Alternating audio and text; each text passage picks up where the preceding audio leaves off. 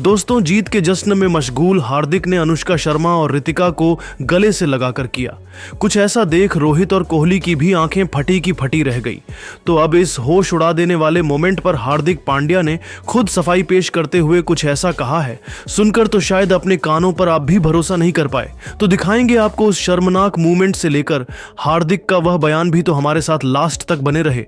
लेकिन उससे पहले आपको क्या लगता है कि हार्दिक पांड्या, रोहित और कोहली में कौन सबसे महान खिलाड़ी और कप्तान है? अपनी कीमती राय नीचे कमेंट करके जरूर बताइए। दोस्तों, चैंपियंस ट्रॉफी 2025 में टीम इंडिया की विजय पताका लहराई है। भारतीय टीम ने फाइनल में न्यूजीलैंड को कुचलकर इतिहास लिख दिया, जिसके बाद जश्न मनाना तो बनता ही है। सभी खिलाड़ी खुशी से झूम रहे थे। रोहित, कोहली की आंखों में आंसू थे। इन दोनों खिलाड़ियों ने डांडिया खेलकर विकेटन से ऐसे सेलिब्रेट किया मानव की नन्हे बच्चे हों। लेकिन दूसरी तरफ 18 रन बनाकर मैच टीम इंडिया की तरफ मोड़ने वाले हार्दिक पांड्या का अंदाज बहुत से लोगों को पसंद नहीं आया। वह मायूस थे, काफी इमोशनल थे, उनकी आंखें नम थीं। इसी दरमियान हार्दिक पांड्या जीत के जश्न में इतने मशगूल हो गए कि उन्होंने विराट कोहली की पत्नी अनुष्का शर्मा को जोर से गले लगा लिया, और वह नजारा तो विराट कोहली भी दूर से खड़े खड़े देखते रह गए थे। यही नहीं दोस्तों, हार्दिक पांड्या ने तो रोहित की बीवी रितिका को भी गले से लगाया, उन्हें जीत की बधाई दी, जहां अब उसकी तस्वीरें और वीडियो बहुत तेजी से वायरल हो रहे हैं। लेकिन दोस्तों, उनका यह अंदाज बहुत से लोगों को पसंद नहीं आया। कई लोग तो उन्हें बदतमीज तक बता रहे हैं। कई बोल रहे हैं कि हार्दिक पांड्या अपनी सारी हदों को भूल गए हैं। इसी कारण अब हार्दिक पांड्या एक बार फिर कंट्रोवर्सी में फंस चुके हैं। लेकिन दोस्तों, अब हार्दिक पांड्या ने खुद इस पर बड़ा बयान दिया है और खुलासा किया है कि उन्होंने ऐसा क्यों किया था। जी हां दोस्तों, हार्दिक पांड्या ने कहा कि यह जीत काफी स्पेशल है। हम सब ने टूर्नामेंट के लिए काफी मेहनत की थी और हमें उसका फल मिला है। 12 सालों से पूरा देश इस मूवमेंट का इंतजार कर रहा था। ऐसे में जश्न मनाना तो बनता ही है। मैं सबसे गले मिल रहा था, सभी जश्न मना रहे थे, तो मैंने उन्हें भी गला लगा लिया। इसमें कोई भी बड़ी बात नहीं है। ना ही उन्हें किसी को प्रॉब्लम है, ना ही उन्हें प्रॉब्लम हुई है। मैं उनकी दिल से बहुत रिस्पेक्ट करता हूँ, यह बात वह भी जानते हैं। अब जिसे इस बात से प्रॉब्लम है वह विवाद करता रहे, मुझे कोई भी दिक्कत नहीं है। हम सब तो इस वक्त काफी खुश हैं, जश्न मना रहे हैं और इस जश्न में किसी को पानी भी नहीं फेरने देंगे। पूरा देश इस समय काफी खुश है। हमारे फैंस हमसे काफी खुश हैं। आखिर हो भी क्यों ना, हमने उन्हें वह दिया है जिसका उन्हें बेसब्री से इंतजार था। तो दोस्तों, देखा आपने, वह कोई इमोशन में बहकर उठाया गया स्टेप नहीं था। जीत के जश्न में गले लगाना तो कोई बड़ी बात नहीं है। इस छोटी सी बात का इतना बड़ा पतंगड़ बनाया जा रहा है। लेकिन दोस्तों, आप इस मोमेंट पर आप क्या कहना चाहेंगे? क्या हार्दिक पांड्या ने सही किया या नहीं? अपनी कीमती राय नीचे कमेंट करके जरूर बताइए। और आपको क्या लगता है कि रोहित, धोनी और हार्दिक में कौन सबसे महान खिलाड़ी और कप्तान है? यह भी जरूर बताइएगा। और ऐसी ही नई नई और धमाकेदार खबरें सबसे पहले जानने के लिए हमारे इस वीडियो को लाइक और चैनल को सब्सक्राइब जरूर करें। धन्यवाद। दोस्तों, फाइनल की सबसे बड़ी जंग में कुलदीप चक्रवर्ती और जडेजा ने अपनी लाजवाब बॉलिंग से आग उगलते हुए कीवी बल्लेबाजों को दिन में तारे दिखा दिए और उनके बैटिंग क्रम की धज्जियां उड़ा दी। तो देखकर पूरी दुनिया में बवाल तो मचा ही, तो वहीं बड़े बड़े पाकिस्तानी दिग्गजों की आंखें फटी की फटी रह गई। जहां शोएब अख्तर से लेकर वसीम अकरम ने तो अब इन गेंदबाजों की तारीफों के कसीदे पढ़ते हुए कुछ ऐसा कह दिया। टीम इंडिया की जीत पर सुनकर तो आप भी शायद अपने कानों पर भरोसा नहीं कर पाए। तो दिखाएंगे हम आपको इन दोनों के बड़े बयान।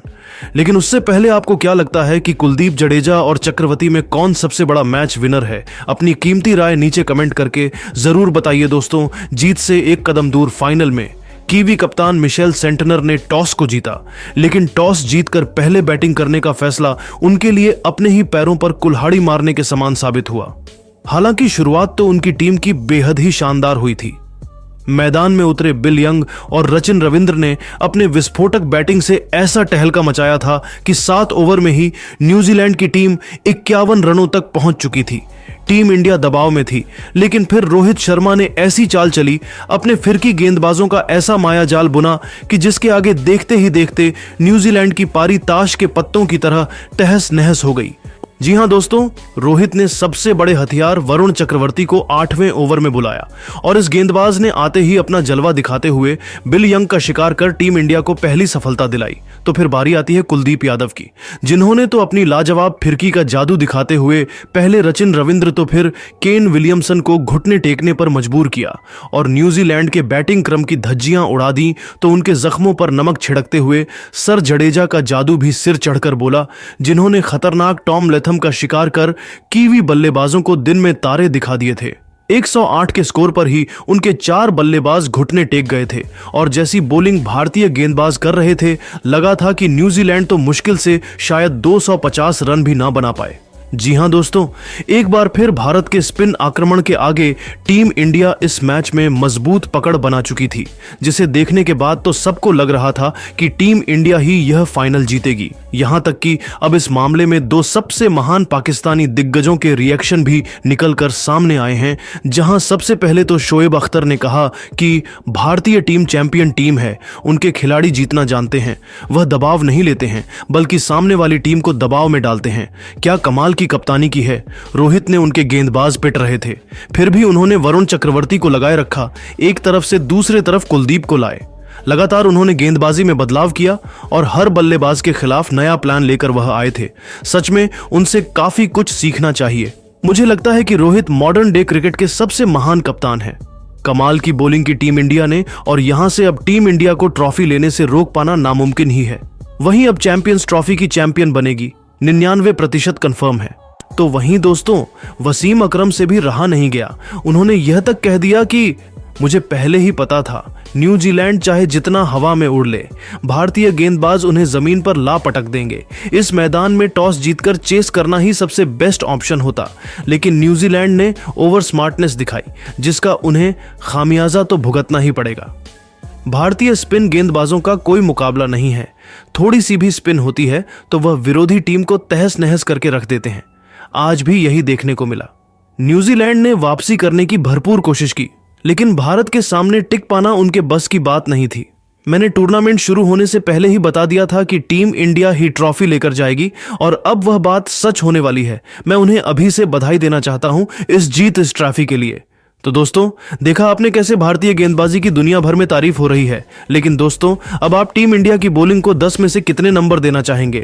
अपनी कीमती राय नीचे कमेंट में जरूर बताइए और ऐसी ही नई नई और धमाकेदार खबरें सबसे पहले जानने के लिए हमारे इस वीडियो को दिल से एक लाइक और चैनल को सब्सक्राइब करना बिल्कुल भी ना भूले। धन्यवाद। और न्यूजीलैंड आखिरी जंग के लिए तैयार थी। ऐसे में एक बार फिर दुनिया की 2 सबसे बड़ी टीमों इंडिया और न्यूजीलैंड की टीम जब एक दूसरे के आमने सामने प्रैक्टिस मैच के लिए आई, तब दोनों का कॉन्फिडेंस आसमान छू रहा था। पूरे क्रिकेट जगत की नजरें इसी मैच में थीं।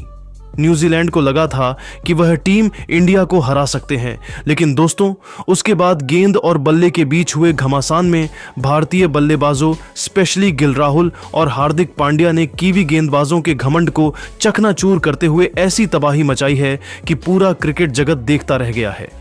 दोस्तों, इन दोनों के बीच जब मुकाबला शुरू हुआ तब न्यूजीलैंड ने सपने में भी नहीं सोचा होगा कि भारतीय टीम उनका हाल इस कदर खराब कर देगी। जहां मैदान में उतरे इनफॉर्म बल्लेबाज कमाल लाजवाब राहुल ने पिछले मैच में अधूरे छोड़े गए काम को पूरा करते हुए ऐसा कारनामा किया कि पूरी दुनिया इस खिलाड़ी का लोहा मानने लगी है।